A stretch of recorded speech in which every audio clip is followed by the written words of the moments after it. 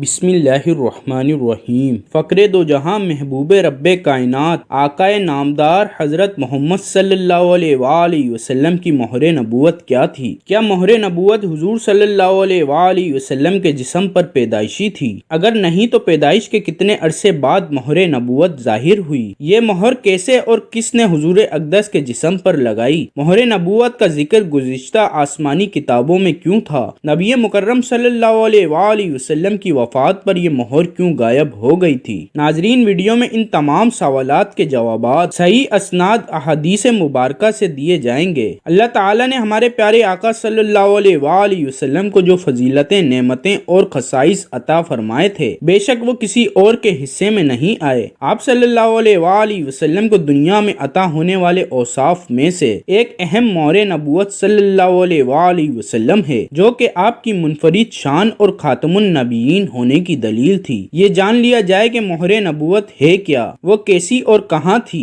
اس کے بارے میں متفقہ عالیہ حدیث مبارکہ، جسے بخاری، مسلم، نسائی، طبرانی اور حدیث کی تمام کتب میں روایت کیا گیا ہے۔ حضرت صاحب رضی اللہ تعالی عنہ سے مروی ہے کہ ایک دفعہ میں بہت بیمار پڑ گیا تو میری خالہ جان مجھے حضور اقدس صلی اللہ علیہ وآلہ وسلم کی خدمت میں لے گئی اور عرض کرنے لگی، یا رسول اللہ، میرا بھانجا سخت بیمار ہے۔ یہ سن کر نبی پاک صلی اللہ علیہ وآلہ وسلم نے میرے سر پر اپنا شفقت بھرا ہاتھ پھیرا اور میرے لیے برکت کی دعا کی۔ پھر نبی کریم وضو فرمانے لگ گئے تو میں نے آپ کے وضو سے بچا پانی پیا اور حضور صلی اللہ علیہ وآلہ وسلم کے پیچھے کھڑا ہو گیا تو آپ صلی اللہ علیہ وآلہ وسلم کے دونوں شانوں کے درمیان مہر نبوت کو بغور اپنی آنکھوں سے دیکھا، جو کہ کبوتر کے انڈے جیسی تھی۔ ناظرین گرامی، اسے مہر نبوت اس لیے کہتے ہیں کہ گزشتہ آسمانی کتاب میں اس مہر کو حضور صلی اللہ علیہ وآلہ وسلم کے خاتم النبیین ہونے کی علامت قرار دیا گیا تھا۔ وفات کے وقت یہ مہر شریف غائب ہو گئی تھی۔ حضرت جابر بن سمرہ رضی اللہ تعالی عنہ فرماتے ہیں، میں نے سلطان دو جہاں صلی اللہ علیہ وآلہ وسلم کے دونوں مبارک شانوں یعنی کندھوں کے درمیان مہر نبوت کو دیکھا، جو کہ کبوتر کے انڈے کی مقدار میں سرخ ابھرا ہوا گوشت تھا۔ ناظرین، یہ مہر نبوت آئی کہاں سے؟ اس بارے میں حضور نبی کریم کی والدہ محترمہ فرماتی ہیں کہ ولادت کی رات میں نے 3 اشخاص دیکھے۔ ایک کے ہاتھ میں چاندی کی سرائی تھی، دوسرے کے ہاتھ میں سفید ریشم کا ٹکڑا تھا۔ اس نے وہ کھولا اور اس میں سے ایک مہر نکالی۔ اس کی چمک دھمک سے دیکھنے والوں کی آنکھیں چندیا گئیں۔ اس سرائی کے پانی سے اسے 7 مرتبہ دھویا، پھر آپ صلی اللہ علیہ وآلہ وسلم کے دونوں کندھوں کے درمیان مہر لگا دی اور ریشم کے کپڑے میں لپیٹ کر کچھ دیر کے لیے اپنے پروں کے اندر چھپا لیا، پھر انہیں میرے سپرد کر دیا۔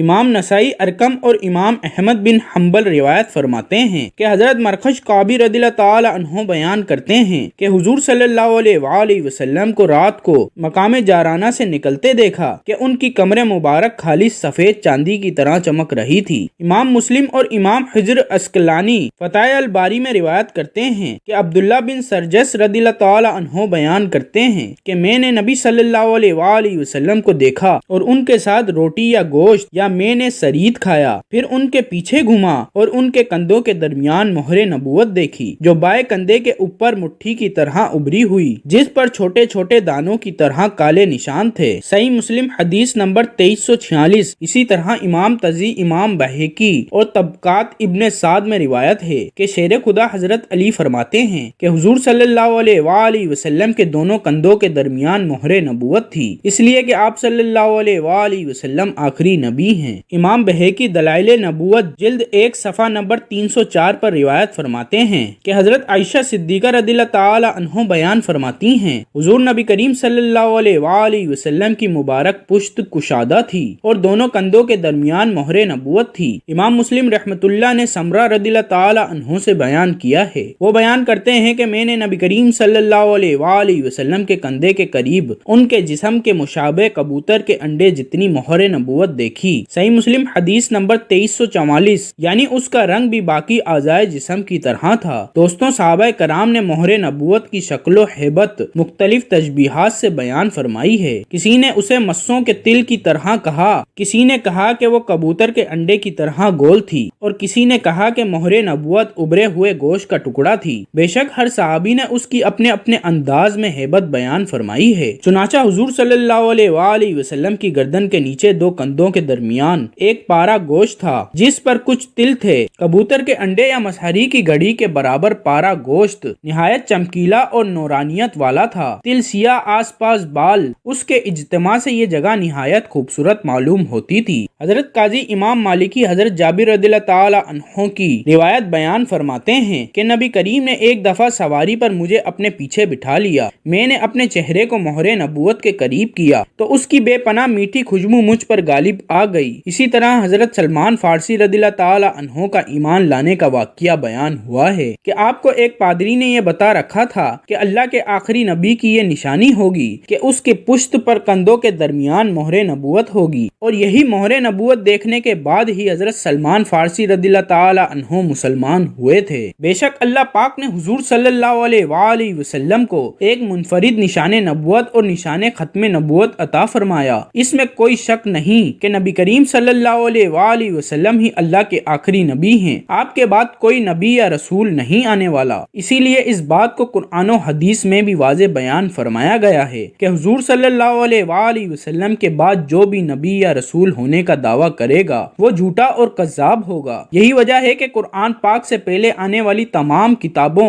اور صحیفوں میں حضور صلی اللہ علیہ وآلہ وسلم کی مہر نبوت کو آخری نبی کی نشانی کے طور پر بیان فرمایا گیا ہے۔ ناظرین گرامی، جیسے مشک اور موتیوں سے بھرے برتن بند کر کے مہر کر دیا جاتا ہے دنائی والوں سے محفوظ ہو جائے، چنانچہ اللہ تعالی نے سید کائنات صلی اللہ علیہ وآلہ وسلم کے اندر اجزائے نبوت کو جمع فرمایا اور اس پر اپنی مہر لگا دی۔ اسی مہر کی برکت ہے کہ آپ کے دشمنوں کو آپ پر قابو نہیں ملتا تھا، اس لیے کہ مہر کردہ شیء محفوظ ہو جاتی ہے، اور دوسرا یہ اللہ کے آخری پیغمبر کی نشانی تھی۔